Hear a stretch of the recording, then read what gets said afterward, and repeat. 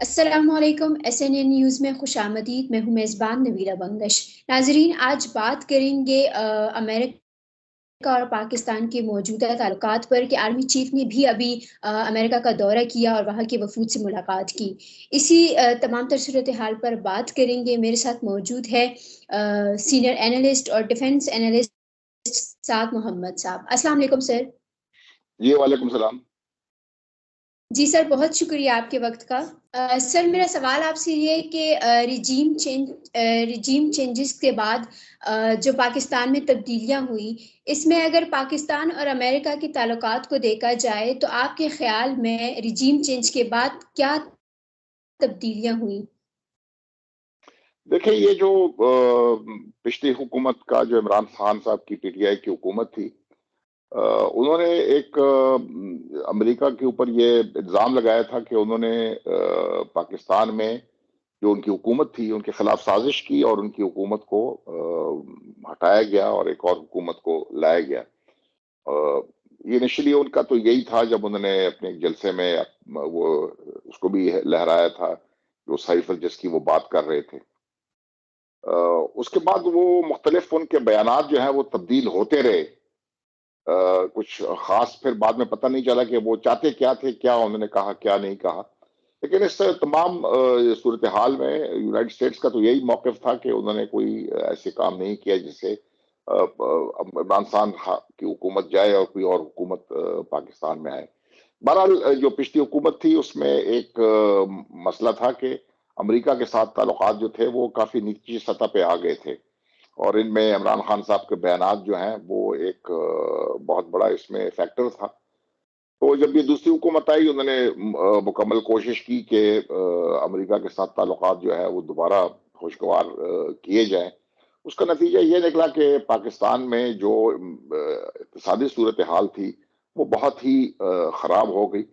معیشت بیٹھنے لگی. جو پاکستان کے فارن ایکسچینج تھے وہ تقریباً نہ ہونے کے برابر آ گئے تھے، اور جو ڈالر کے اندر وہ قیمت تھی وہ مسلسل دن بدن تبدیل ہوتی رہی، اور پاکستانی معیشت کا کچھ پتہ نہیں چل رہا تھا کہ کدھر جا رہی ہے. اس میں IMF کی ایک مداخلت جو تھی وہ نہایت ضروری تھی کہ پاکستان کو IMF کی طرف سے کچھ قرضہ وغیرہ مل جائے تاکہ پاکستان کی معیشت میں استحکام آئے. پاکستان کو اور بھی پیسوں کی ضرورت تھی، جس میں جو ڈونرز تھے انہوں نے پاکستان کو کچھ نہ کچھ مدد فراہم کرنی تھی IMF کے لونز کے علاوہ. چین میں تو وہ پاکستان کو دینے کے لیے تیار تھے، لیکن جو باقی ممالک تھے جس میں خصوصاً سعودی عرب اور متحدہ امارات شامل ہیں، وہ IMF کی طرف دیکھ رہے تھے. اور IMF کو آپ کو پتا ہے کہ اس کا قبلہ کعبہ جو ہے وہ واشنگٹن ہے. تو میرے خیال میں تعلقات پھر اچھی سطح پہ آ گئے، اور IMF کا جو پروگرام تھا وہ جاری ہو گیا. اس طرح باقی بھی ڈونرز نے پاکستان کو جو معیشت کو سہارا دینے کے لیے کہا تھا وہ بھی ہونے لگے، اور پاکستان کی معیشت استحکام کی طرف آئی. تو میرے خیال میں یہ بہت بڑی اچیومنٹ تھی کہ ہمارے امریکہ کے ساتھ تعلقات ٹھیک ہو گئے. IMF کے ساتھ ایک پروگرام چل پڑا. IMF کا پروگرام مستقل بنیادوں پہ نہیں چل سکتا، پاکستان کو اپنے پاؤں پہ کھڑا ہونا پڑا. لیکن ایک وہاں اس وقت ایک اشد ضرورت تھی کہ IMF کا پروگرام جاری ہو جائے. اور باقی جو ہمارے دوست ممالک تھے وہ بھی یہ کہتے تھے کہ جب تک IMF کا پروگرام نہیں چلتا، یا باقی جو انٹرنیشنل فائنینشیل انسٹیٹیوشنز تھے ان کا سب کے یہی مطالبہ تھا کہ جب تک پاکستان اور IMF کا معاہدہ نہیں ہوتا. پاکستان کی معیشت کا حال تو ابھی بھی ویسی کی ویسی ہے، مشکلات سے دوچار ہے پاکستان کی معیشت. تو امریکہ ہمیں اس طرح کس طرح سکتا ہے؟ دیکھیں، نہیں، پاکستان کی معیشت اور اس وقت جو حال تھے اور ابھی تھا وہ اس میں بہت فرق ہے. ابھی پاکستان کی معیشت میں استحکام آیا ہے. نہ کہ میں کہتا ہوں کہ مہنگائی ختم ہوئی ہے یا ہم مسائل سے باہر نکل آئے ہیں، مسائل سے بالکل باہر نہیں نکلے ہیں، لیکن ایک سٹیبلٹی آئی ہے. میکرو اکنامک سٹیبلٹی پاکستان میں آئی ہے. ڈالر کا جو ریٹ ہے وہ استحکام ہے، وہ اس میں کوئی بڑی تبدیلی نہیں آ رہی ہے. وہ تھوڑی بہت تبدیلی تمام کرنسیز میں ہوتی رہتی ہے، وہ ہے بیچ میں، لیکن ایسے کوئی تشویش والی بات بھی نہیں ہے. تو میرے خیال میں کافی بہتری آئی ہے. اور دوسرا، پاکستان کے جو تعلقات تھے امریکہ کے ساتھ وہ بھی اچھے ہو گئے ہیں، اور ابھی تو آرمی چیف نے بھی جو ہے وہ امریکہ کا دورہ کیا ہے، اور ایک طویل دورہ ہے، اس کے اوپر بعد میں بات چیت ہو سکتی ہے. لیکن یہ تمام مطلب ہے کہ مثبت جو ہے وہ ہوئی ہیں، ڈیولپمنٹس ہوئی ہیں پاکستان کے اور امریکہ کے تعلقات میں، جب سے یہ عمران خان صاحب کی حکومت ختم ہوئی امریکہ ہے. کی پالیسی اور افغانستان کے جو موجودہ حالات ہیں، ان کو اگر آپ دیکھیں تو یہ پاکستان پر کس طرح اثر انداز ہوتی ہیں؟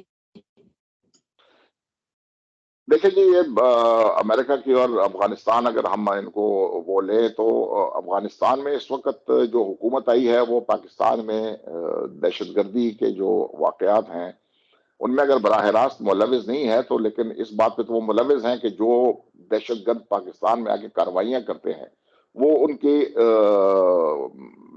سرزمین پر موجود ہیں، ان کے مراکز وہاں پر موجود ہیں، وہ وہاں سے آتے ہیں، پاکستان کے اندر آتے ہیں اور یہاں پر دہشت گردی کرتے ہیں. تو یہ جو وہ ہے حکومت ہے، اس نے پاکستان کے لیے مزید مشکلات جو ہے وہ پیدا کی ہیں، خصوصاً جو سیکیورٹی صورتحال ہے اس میں اس وقت بہت ہی خراب صورتحال ہے، خصوصاً جو پختونخوا صوبہ ہے وہاں پر. دوسرا جو افغان جو حکومت تھی، انہوں نے پشاور سے جو ہے بہت ہی بڑے پیمانے کے اوپر ڈالر خریداری شروع کر دی تھی، جس سے وجہ سے ہمارا ڈالر جو تھا اس کی قیمت دن بدن، روپے کی قیمت ڈالر کے مقابلے میں گرتی جا رہی تھی، اور روزانہ کے حساب سے گرتی جا رہی تھی، اور بہت بڑی فرق سے گرتی جا رہی تھی. تو وہ ایک افغان کی جو حکومت کی پالیسی ہیں اس کا ایک بہت بڑا تھا. افغان ٹرانزٹ ٹریڈ جو ہے وہ پاکستان کے لیے بہت ایک بڑا مسئلہ بنا ہوا ہے. افغانستان اتنے جی پیمانے کے اوپر چیزیں باہر سے امپورٹ کرتا ہے، وہاں کے جو تاجر ہیں کہ جن کی افغانستان میں ضرورت نہیں ہے یا ضرورت بہت کم ہے، اور وہ بڑے پیمانے پہ وہ امپورٹ کرتے ہیں. اس کا یہ ہوتا ہے کہ وہ افغانستان ٹرانزٹ ٹریڈ کے تحت وہ آتی ہیں، لیکن وہ پاکستان میں اسمگل ہو جاتی ہیں اور یہاں پر پاکستان کی معیشت کو بہت بڑا نقصان پہنچاتے ہیں.